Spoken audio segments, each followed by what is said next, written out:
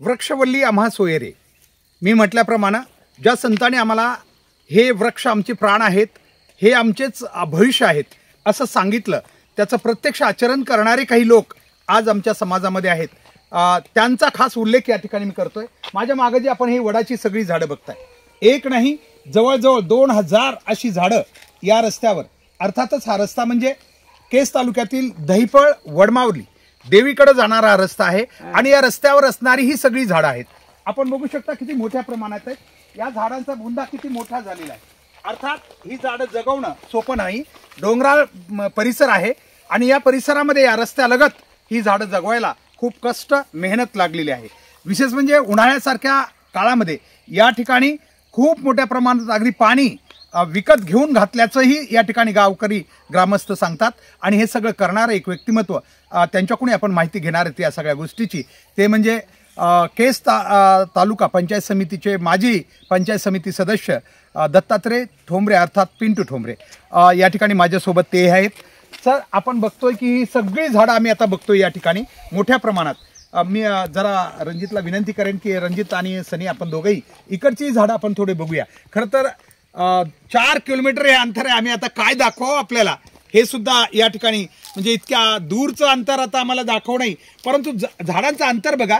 एक वडाचं झाड किती मोठं होऊ शकतंय आणि इथं तर 10 फुटावर 10 फुटापेक्षाही कमी अंतरावर एक वडाचं झाड लावलेलं आहे 10 फूट.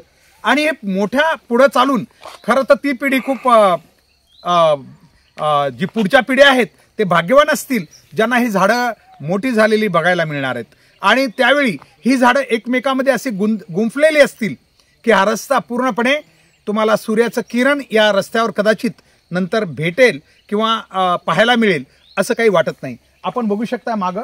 साहेब, आता किती वर्षाची झाड आहे ही साधारण? त्यांचं आयुष्य? यांचं आयुष्य 4 ते 4.5 वर्षाचं. 4 ते 4.5.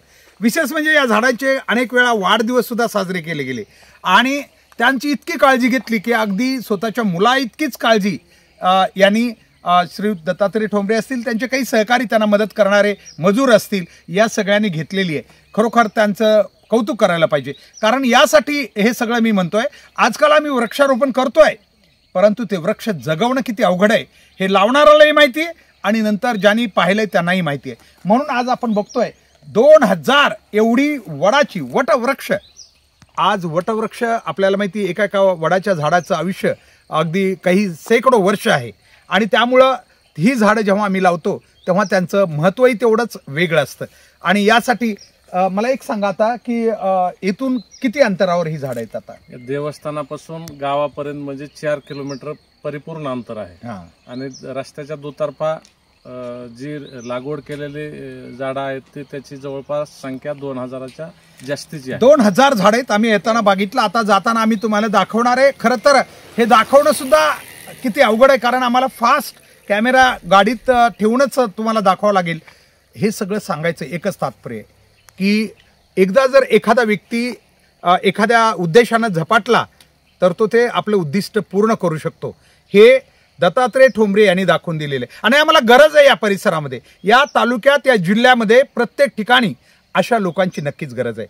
ते राजकारणात आहेत नक्कीच, परंतु राजकारणापेक्षा त्यांनी हे काम समाजकारण म्हणून म्हणा किंवा एक निसर्गाच्या सान्निध्यातलं काम खूप मोठं केलेलं आहे असं आम्हाला वाटतं. लोकप्रतिनिधी विकास करतात, आपापल्या क्षमतेतला विकास करतात, परंतु आम्हाला वाटतं त्यांनी हे केलेलं काम इतर सर्वच लोकप्रतिनिधींना खूप प्रेरणादायी आहे आणि भविष्याची गरज सुद्धा आहे. चला तर आपण पाहूया आणखी काही झाडं जी त्याने आज लावलेली आहेत. जाऊ जरा, जेवढं हात होते तेवढं आपण जाऊ द्या पुढं. म्हणजे कसं आहे पुढं पुन्हा काय करू आम्ही तुम्हाला देव मानतो. माझ्यासारखा व्यक्ती हे करणं खूप महत्त्वाचं. आम्ही बराच अंतर चालत आलो. आपण बघू शकता रस्त्याच्या दुतर्फा ही इतक्या मोठ्या प्रमाणात झाडं आहेत आणि अगदी 10 फुटाच्या अंतरावर प्रत्येक वडाचं झाड दिसतंय. आणि ते विशेष म्हणजे खूप चांगल्या प्रकारे आपण बघू शकता. आता इथं किती मोठी झाडं झाली ती आणि अशा प्रकारची झाडं आता कायमची जगलेली झाडं आहेत. आता मी तर म्हटलं ना, भविष्यातील पिढ्यांना खरं तर हा एक मोठा आनंद देऊन जाणार. नक्कीच ते दत्तात्रय ठोंबरे अर्थात पिंटू ठोंबरे यांची आठवण हे झाडं काही वर्ष काही दशक शतक कदाचित कायम ठेवतील. हे झाड बघू शकताय किती मोठं झालंय ते. अशाच प्रकारची प्रत्येक झाडं आपण बघू शकताय खूप मोठी झालेली आहेत. अशी झाडं जगवणं एवढं सोपं काम नाही आहे. कारण आपण इकडेही बघू शकता. तुम्हाला काय दाखवावं असं मला वाटतं की 4 किलोमीटर अंतरावर अशी सगळी मोठी वडाची झाडं लावलेली. आपण बघू शकता यांचं अंतर कसं आहे ते. आणि अशा प्रकारच्या झाडांना पाहताना आम्हाला आनंद होतोय. ही जेव्हा झाडं मोठं होतील आणि एकमेकात गुंफतील तेव्हा या रस्त्यावर तुम्हाला प्रकाश किरण सुद्धा, सूर्यकिरण रस्त्यावर पडलेलं दिसणार नाहीये. अगदी दिवसा 12 वाजता सुद्धा तुम्हाला कदाचित एकही किरण सूर्याचं दिसू शकत नाही. इतक्या या वृक्षांची या ठिकाणी मोठी वाढ होणार आहे. आपण बघू शकता सगळी झाडं अशा प्रकारे आता खूप मोठी झालेली आहेत. साहेब, या झाडाचं एकूण वय किती या झाडाचं? साधारणतः 4.5 वर्ष. 4.5 वर्ष. केवळ 4.5 वर्षाचा हा वडाचं झाड आपण बघू शकता मोठं झालेलं आहे. आणि याचं आयुष्य काही मला वाटतं शेकडो वर्षे वडाची झाडं जगतात. तर भविष्यामध्ये ही झाडं खूपच मोठी होणार आहेत.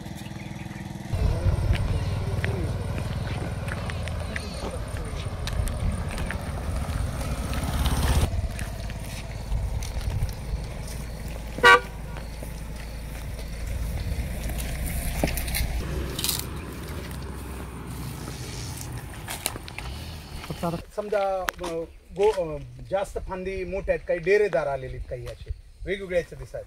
तर हे जमिनीवर आहे का? जमिनीच्या ह्याच्यामुळे असेल काही ना? जमीन थोडी इथं वरून पाणी छोटा वाडा आहे त्याच्यामुळं काही ठिकाणी बदल चांगले मोठे झाले. आता पलीकडले बी झाडं ते मोठे दिसायले. म्हणजे असे काही झाडं खूप चांगले वाढलेत आणि मोठे झाले. 2 प्रकार आहेत त्याच्यात. म्हणजे 2 जाती आपण काही निवडून आणल्या नाही जाती, पण ऑलरेडी आल्या त्या. एक नीट वर जाते आणि एक जागेवरच पसारा धरते. पसारा, हा तेच दिसायले. काही झाडं अशी डेरेदार दिसायले, काही थोडी उंच गेलेली आपल्याला दिसायला.